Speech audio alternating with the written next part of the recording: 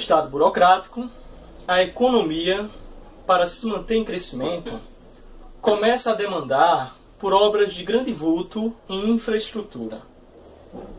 Porém, com o advento da crise fiscal, o governo não conseguirá arcar com tais investimentos, para que não se aumente a dívida pública. Esses investimentos exigiam alto capital e longo prazo de maturação. E devido ao risco elevado, o setor privado não demonstrava interesse por tais empreendimentos. A solução veio apenas na década de 90, em um modelo, em um Estado gerencialista, que uniu esforços do setor público e do setor privado para alcançar resultados. Assim, surge um novo arranjo institucional de governança, as parcerias público-privadas, mais conhecidas como PPPs. Numa época em que o Brasil passava por uma ampla reforma do aparelho estatal. Como exemplo de uma PPP em atividade, temos em Alagoas o Sistema Adutor do Agreste, que se inicia em Caipu e termina em Arapiraca.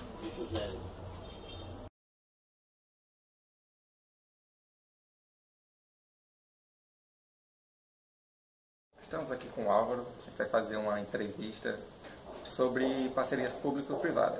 Gostaria que você se apresentasse, seu Álvaro, um pouco para conhecer um pouco mais sobre o seu trabalho, o que você tem feito.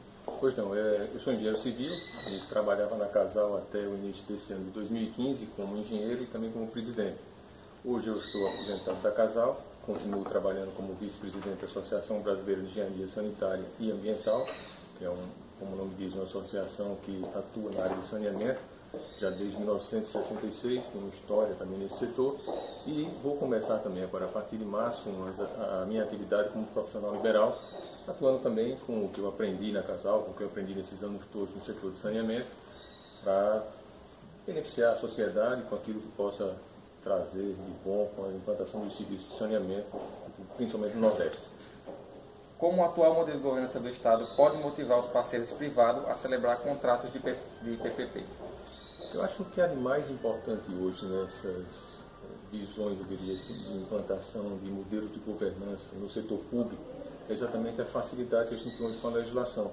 A legislação atual ela permite que, de fato, existam as parcerias entre o poder público e o poder, e a iniciativa privada, melhor dizendo, de modo que a gente possa juntar o que eu gosto de chamar sempre as eficiências dos dois. Porque muitas vezes assim, há uma tendência de se achar que no lado público tem muita ineficiência e no lado privado tem excesso de eficiência. E isso não é verdade. Na verdade, nós temos os dois lados com suas eficiências. O poder público tem uma eficiência operacional de conhecer os serviços, isso estou falando do setor de saneamento, né, obviamente. Então, de conhecer a operação dos serviços, de conhecer como executar aqueles serviços e de trabalhar eles todo dia.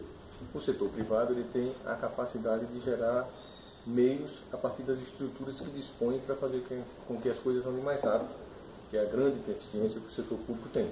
Então, o modelo de governança hoje que os estados, alguns estados começam a adotar nessa abertura para buscar a solução mais rápida dos problemas que existem, reduzir déficits, ele é basicamente embasado na existência de leis que possibilitem que o poder público possa utilizar esses novos instrumentos de gestão. A próxima pergunta. Quais as garantias oferecidas em um contrato de PPP por parte do setor privado e público? Esse é o maior desafio das parcerias público-privadas, que é exatamente o equilíbrio dessas garantias, porque como de fato o sistema ainda é novo no Brasil, no setor de saneamento, há uma desconfiança das partes, né?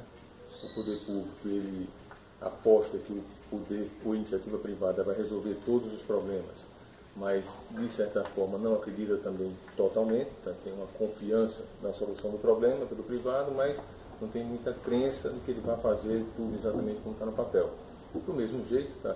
O privado ele busca se cercar de todas as garantias por conta da inconstância do poder público. ou da facilidade que há de mudanças de pensamento no poder público, principalmente quando mudam os gestores. Tá? E esse é o grande risco que existe. A legislação, de novo, vem auxiliar nisso aí, mas a mudança de mentalidade, que eu acho que acontece já no poder público, ela faz com que essas garantias, que são garantias institucionais e legais, elas já sejam hoje mitigadas. Uma outra garantia que é muito importante também, do lado do poder público, é a garantia do pagamento. Embora no contrato isso esteja bem definido, a geração de receita dentro da PPP ela tem que ser suficiente para garantir o pagamento, senão desequilibra o contrato. E do lado do privado, a certeza de que o que ele prometeu executar, tanto de obras que fazem parte de um contrato de PPP como de serviços, será executado de acordo com o contrato. Então essas garantias elas são embasadas, em resumo, também na questão legal, institucional e na questão econômica. E o que acontece no descumprimento desses termos estabelecidos, dessas garantias no contrato? O que é que pode vir a acontecer? O descumprimento do contrato, assim, vamos dizer, a consequência mais grave é exatamente a ruptura da continuidade do serviço. Porque, por exemplo, no caso lá de Arapiraca, aquele contrato ele prevê a construção de uma adutora, que é o que já foi feito, uma adutora nova, mas prevê também o que eu considero mais importante, que é a manutenção das adutoras existentes e execução de serviços comerciais.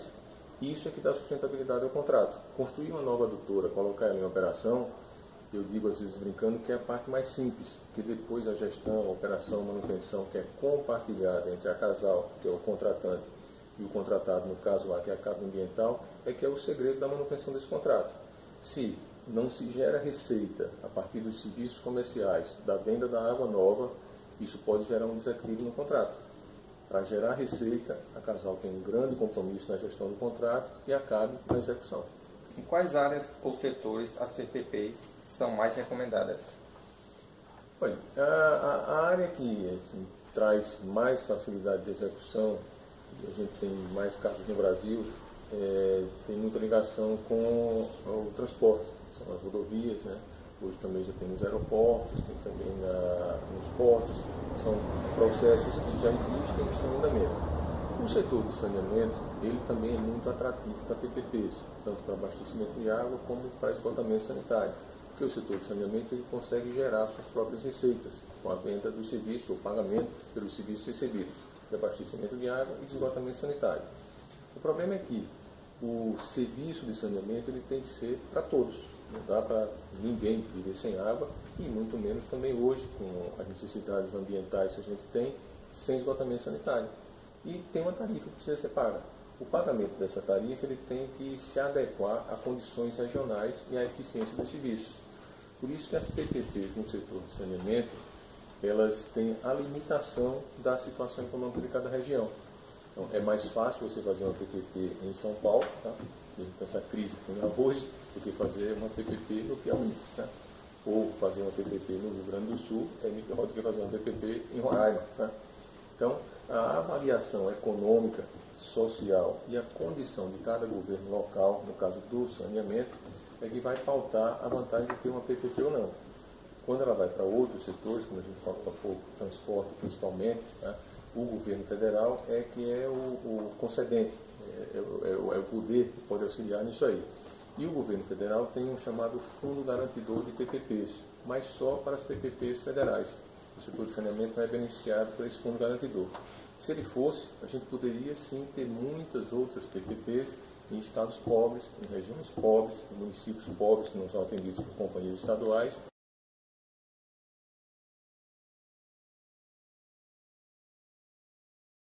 Estamos aqui na Casa do Agreste, que é uma parceria público-privada, uma obra feita juntamente com o governo do estado e a Casa do Agreste, que investiram cerca de 143 milhões de reais para a construção dessa nova adutora, que vai servir para o abastecimento de água de Arapiraca e também de algumas cidades daqui do estado.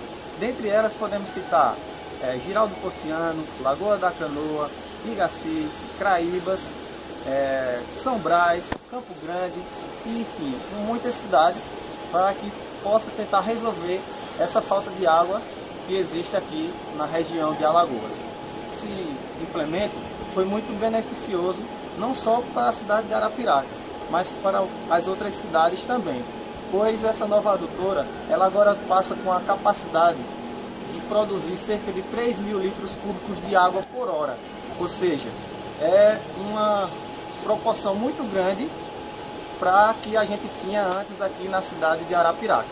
Uma das adversidades encontradas foi justamente o cumprimento das cláusulas contratuais que, por mudanças dos gestores, acabam que modificando os pensamentos e assim o cumprimento dos contratos. Outro problema foi com a questão da receita da própria adutora, pois ela tem que produzir sua própria receita para cumprir os seus contratos, ou seja, cumprir com todos os gastos que existiram e existirão nessa nova etapa da construção. E o que mais prejudicou foi a perda do seu principal cliente, que foi a mineradora, que não fizeram o contrato e quando a adutora ficou pronta, infelizmente, esse cliente que ia ser o maior consumidor acabou que desistindo, então ficou assim uma perda grande na parte das finanças, que agora tem que buscar novos clientes para suprir essa perda nessa receita. Modelo burocrático como do gerencial. A exemplo do cumprimento das cláusulas pré-estabelecidas nos contratos, como o modelo burocrático, e também do novo tipo de gestão compartilhada entre o setor público e o setor privado, como exemplo de um modelo gerencial. Nessa onda do modelo gerencial, há um novo tipo de gestão compartilhada, como eu falei. O Estado ele deixa de ser aquele antigo produtor, Estado produtor do bem de serviço, para se tornar um ator conjunto com os demais.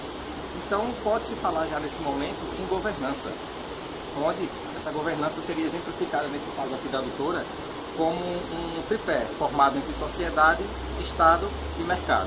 Então podemos ver um modelo de gestão horizontal, ao invés de uma hierarquia rígida e inflexível, onde a população ela contribui através das assembleias participativas e também na fiscalização dessas obras, de seus recursos, volumes e tudo mais. O Estado ele entra com as garantias legais e institucionais, a iniciativa privada fica com a execução das obras. Então iniciativas como essa deveriam ser feitas com mais frequência, sendo que a partir desse modelo de PPPs, o Estado ele consegue agilidade para a resolução dos seus problemas, tanto dos seus problemas como da sociedade. E com isso, incentiva o setor privado a crescer conjuntamente com o Estado, sendo também que há uma viabilidade econômica, tanto para o setor privado como para o Estado.